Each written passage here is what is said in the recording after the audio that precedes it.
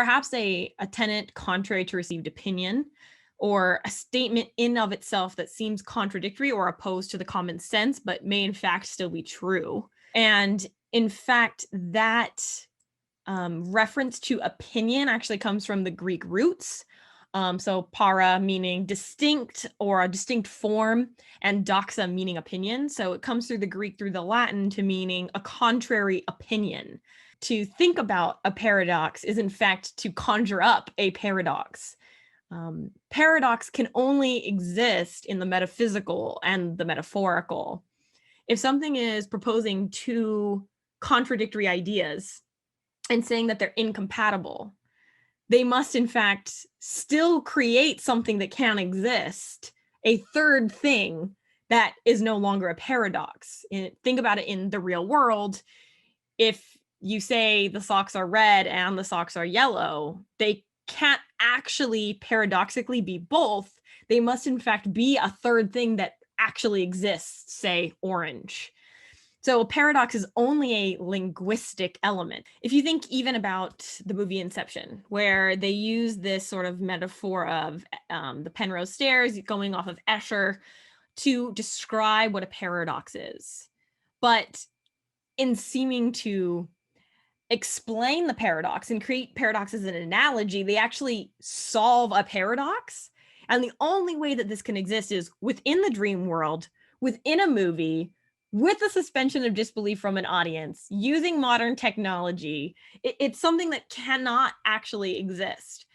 And as they're walking around these Penrose stairs and they realize that it's an endless loop and in fact creating a paradox, they seem to have actually solved the paradox. It has now created a closed loop. It's no longer a paradox. Paradox into absurdity, a linguistic element. It could only function in literature, which is why it's so important to think about it and study how we use it, because it only exists in words.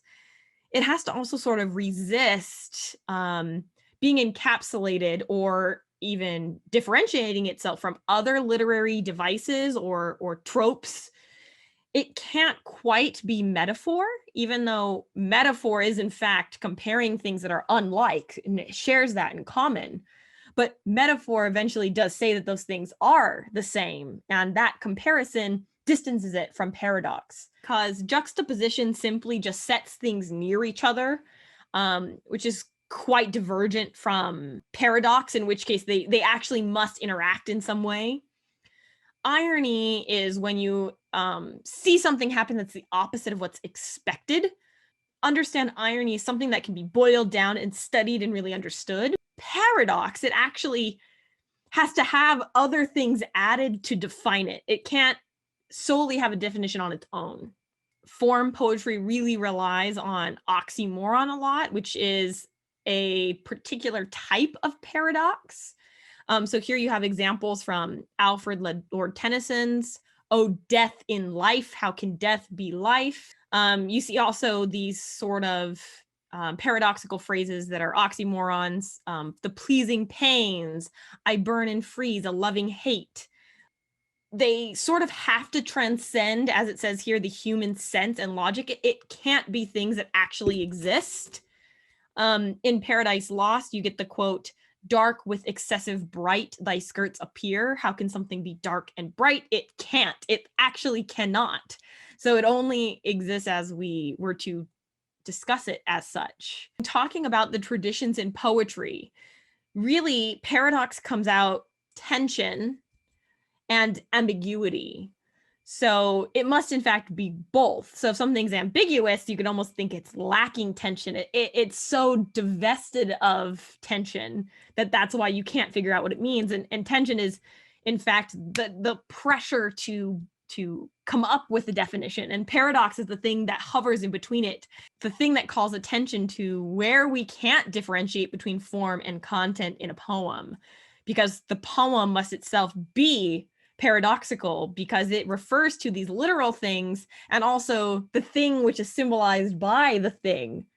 So paradox, and in fact, this is sort of where I might diverge from the traditional definition of paradox, because I think that actually perhaps paradox can't exist at all.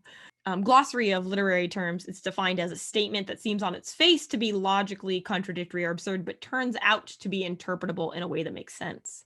And I think that actually, although it's saying here that it can be interpretable, I think that that's what makes it a paradox, is that it is essentially non-interpretable. It resists interpretation. Another sonnet here by John Donne. One short sleep past, we wake eternally, and death shall be no more. Death, thou shalt die. How can death die? Death isn't even an actual thing. It's more of an idea.